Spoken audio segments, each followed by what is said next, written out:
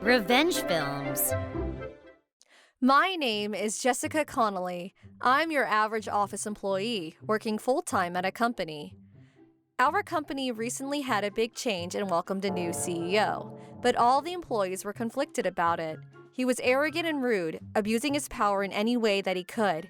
He would decide our bonuses based on his mood and kept lowering our salaries as well.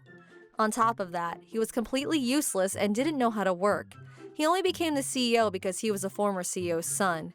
In the midst of that, one day, my mother suddenly passed away, and I took an emergency break from work. I explained the situation to my direct boss, Mr. Ashton, and he was worried about me and told me to take some time off, but the CEO did not agree. Hey, Connolly! What do you mean you want to take off of work starting tomorrow with no notice whatsoever? I'm sorry, but my mother passed away last night. I told him that I was requesting condolence leave, but instead he told me not to lie and wouldn't let me take the days off. Don't be outrageous. I better see you in the office tomorrow morning.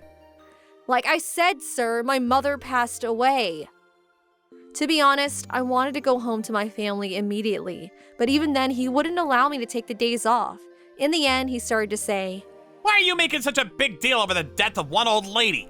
I couldn't believe he would say such a horrible thing, and I was starting to think that he was crazy. I knew there was nothing I could say to someone like him, so within that day, I went around my department and secretly handed over my work to my colleagues. I informed them all that I would be taking a week off starting tomorrow. I never could imagine that my company wouldn't let me take condolence leave. That day, as soon as I finished my work, I went straight back to my family's home. During my leave, I got multiple phone calls from the CEO. Didn't answer once, but then he began sending hateful messages about me and my mother nonstop. Hurry up and get back to work! Just leave the old lady. She's already dead. I ignored all of them. Was it really necessary to send all of these messages to an employee who had just lost their immediate family? Between the shock of losing my mother and my anger towards the CEO, I decided to quit the company. The week flew by, and I was finally able to get a grasp as I returned to my own house. I called my boss, Mr. Ashton, and told him how I was considering resigning from the company. I see, so you're really gonna resign. Yes, I can't take it anymore. I completely understand. Even in the company, he was telling everybody not to do your work, and to leave it for you. It was quite the mess. I'm so sorry. I didn't want to cause such an inconvenience to everyone. Apparently, he was in a particularly bad mood over the last week and didn't want anybody to touch the work that I'd handed over. He told everyone that if he caught them going against his word, that he would fire them immediately. On top of that, he told everyone that as soon as I returned to the office, he'd be firing me. He's been particularly harsh towards you, hasn't he? I heard that you rejected him when he asked you out. Yes, exactly a year ago. A year ago, the freshly appointed CEO had approached me. If you get married to me, you can become a CEO's wife and you can have whatever you want. He was persistent, but I already had a boyfriend and rejected his offer. After that, his harassments towards me only got worse. The new CEO has given us all the headache. It's a shame because the previous one was so great. If only you became the CEO, Mr. Ashton. Mr. Ashton was a great boss and was highly rated across the company as well. People even said that it was because of him that the company got to where it is today. I'm sure that if Mr. Ashton was the CEO, the company would only continue to grow. Actually, there's something I've been thinking about. What is it? A few days later, I made my way back to the office for the first time since my mother's passing. I went straight to the CEO's office. Look who it is, Connolly! Yes, long time no see, sir. Taking 1 week off of work without getting approval? What the hell were you thinking?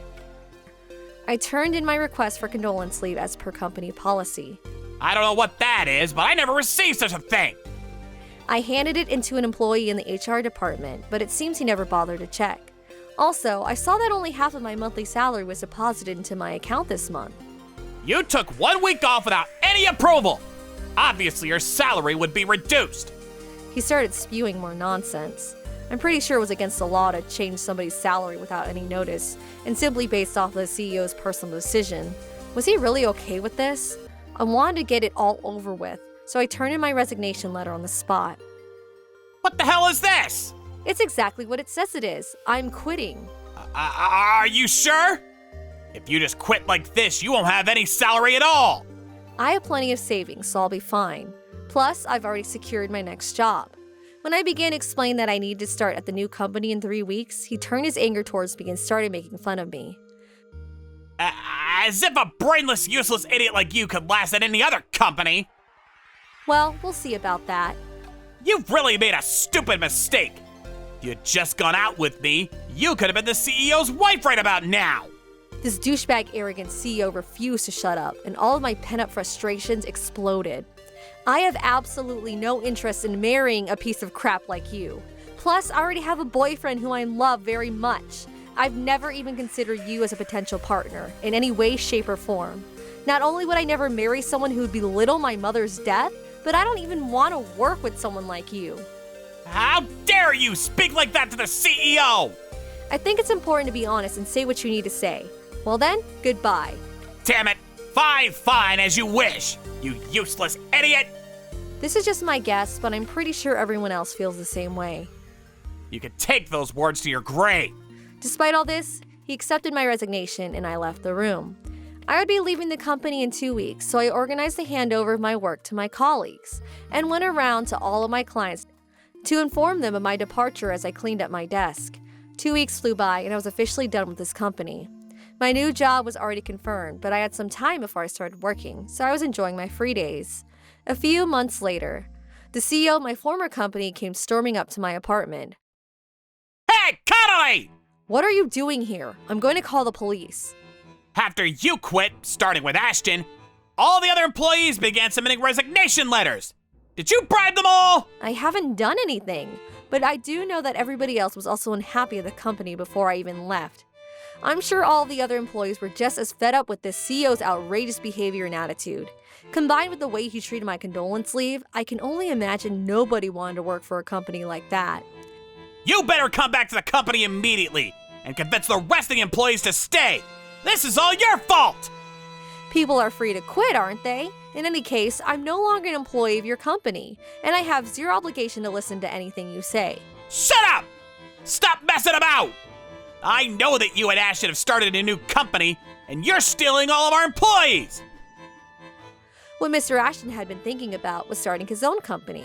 After learning the ins and outs of the industry at that company, Mr. Ashton was planning on starting his own business. When I spoke to him about my resignation, Mr. Ashton invited me. Would you want to come work with me? I had always trusted him, so it was an easy answer for me. And as the other employees began to hear the rumors that Mr. Ashton would be starting his own company, they began gathering towards him. Now, our company has more than 30 employees and is starting to run like a true business. How dare you! Look at what you've done! You better fix this! What is there to fix? I haven't done anything wrong. Everybody has made their own decisions for themselves, including you. I bet you tempted all the employees! I would never, but I didn't have to anyway. Did it ever cross your mind that this may all be your own fault? What did you say? I tried to explain the difference between him and the former CEO. You don't consider your employees at all and do as you please in every situation. On top of that, you abuse your power and harass them constantly, and everybody is fed up with it. With the former CEO, that was never the case. The CEO would always put the company and its employees as his first priority. And that's why his employees were also able to think about the company and the CEO and work hard. It's a given standard that employees should work for the betterment of the company. But without that, you really don't get it at all, do you? Anyway, goodbye. Hey, wait a second! Connolly, where do you think you're going? I closed the door in his face, and I continued to hear him yelling nonsense outside. Another resident must have found him suspicious and called the police, and who showed up shortly after, and he was quickly escorted away in a police car. After more than 30 employees quit the company and it was no longer able to fulfill its function, the company collapsed. To make matters worse, his tax evasion was discovered at the same time, and the CEO was arrested. In order to pay back the taxes, I heard that he had to take out quite the hefty loan. Even then, he tried to set up a new company, thinking he could quickly make it to the top. But of course, it didn't go well, and he only added to his already deep debt. I heard a rumor that he's working part-time at a local convenience store now. As for our new company, thanks to Mr. Ashton's incredible skills, both internally and externally, it was a huge success. Especially since the former company went bankrupt, we were able to gain all their customers, and the business only continued to grow. All the employees are motivated and are working really hard. As for me, By the way, what day is your wedding again? Isn't it next week? yes, we're very honored that you'll be giving a speech. Of course. The pleasure is all mine. I was getting married to my boyfriend of many years, and next week we would be hosting our ceremony. I don't need to be the wife of some CEO. I was perfectly happy to be beside the person that I love. I was sad that my mother couldn't see me in my wedding dress, but I feel incredibly blessed by my workplace and by a wonderful husband. And life is great. And life is great. How was today's video? If you enjoyed it, please subscribe, like, and leave a comment. Stay tuned for more.